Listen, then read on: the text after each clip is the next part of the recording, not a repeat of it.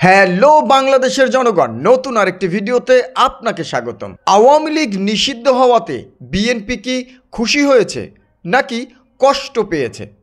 আজকের ভিডিওতে সেটাই দেখার চেষ্টা করব ইনশাআল্লাহ। বিএনপি ভুগছে নিষিদ্ধ হওয়ার আতঙ্কে। আওয়ামী লীগ নিষিদ্ধে তৃণমূল পর্যায়ের বিএনপির নেতাকর্মীরা খুশি হলেও খুশি হতে পারেননি কেন্দ্রীয় নেতৃবৃন্দরা।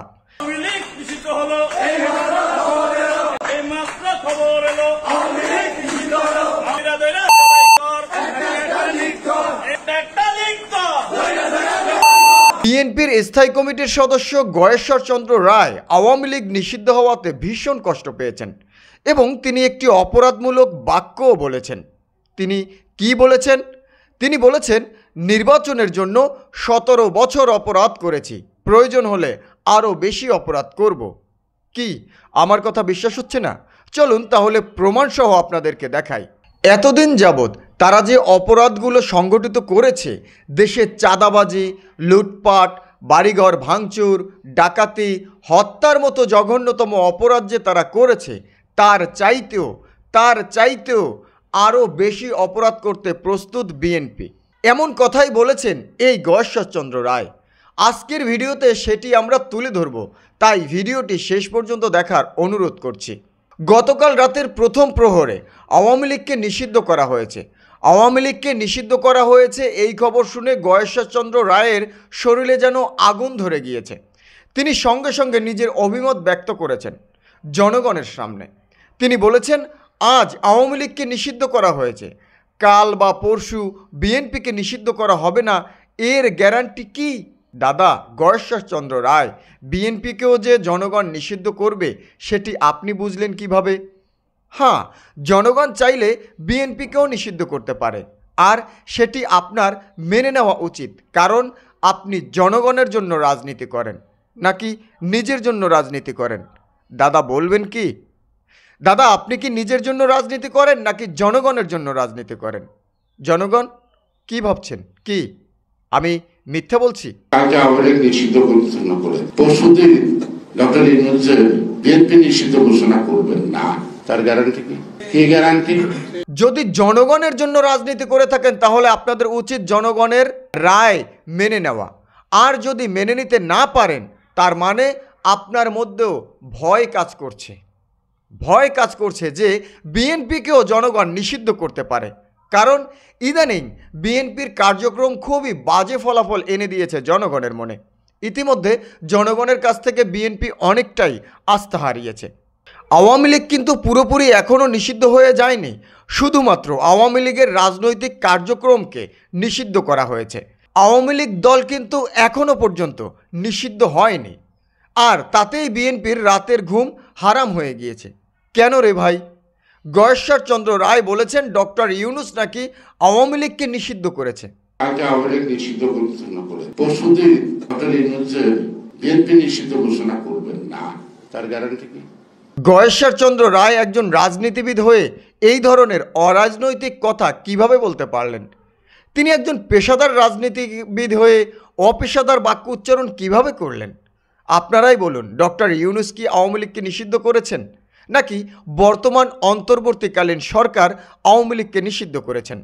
আপনারা অধিকাংশ জনগণই হয়তো উত্তর দিবেন অন্তর্বর্তীকালীন সরকার আওয়ামী লীগকে নিষিদ্ধ করেছে, কিন্তু গয়েশ্বরচন্দ্র রায় বলছেন ডক্টর ইউনূস আওয়ামী লীগকে নিষিদ্ধ করেছেন। আপনারা যারা অন্তর্বর্তীকালীন সরকার এবং ডক্টর ইউনূসকে আওয়ামী লীগ নিষিদ্ধের ব্যাপারে দোষারোপ করছেন, আপনারা দুজনেই ভুল মন্তব্য করেছেন।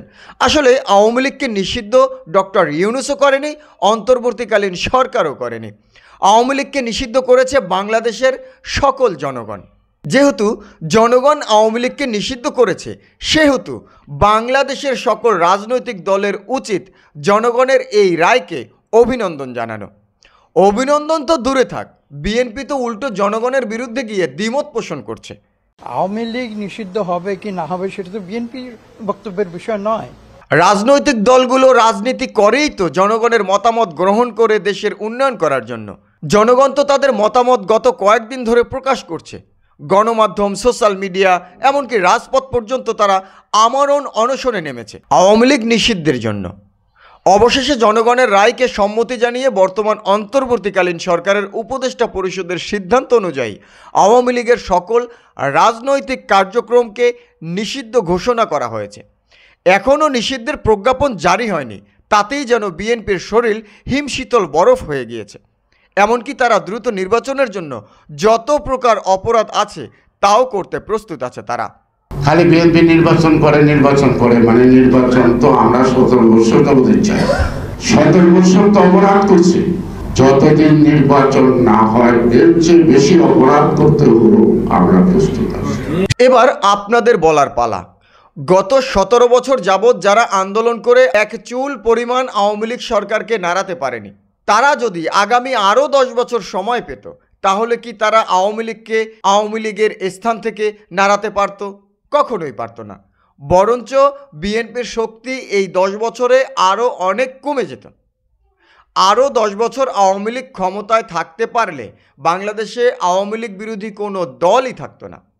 বিএনপি জামাতের কোনো অস্তিত্ব বাংলাদেশে টিকে থাকতো না, আর সেটা আওয়ামী লীগ প্রকাশ্যেই ঘোষণা দিয়েছিল।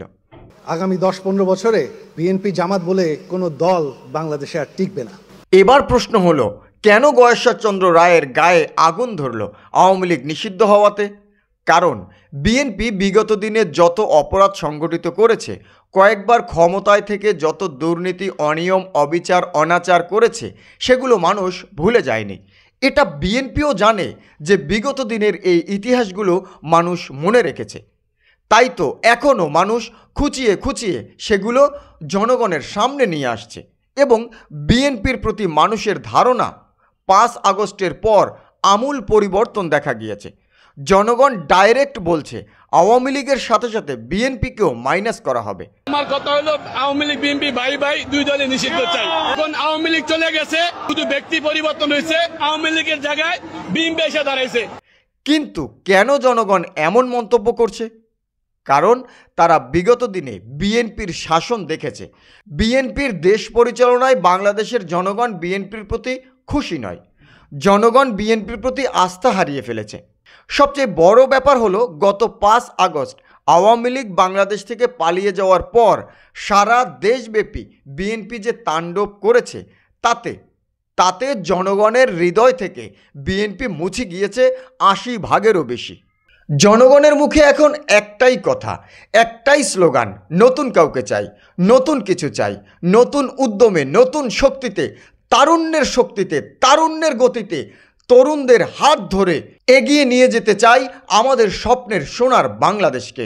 বিশ্বের বুকে মাথা তুলে দাঁড়াতে চায় বর্তমান বাংলাদেশ।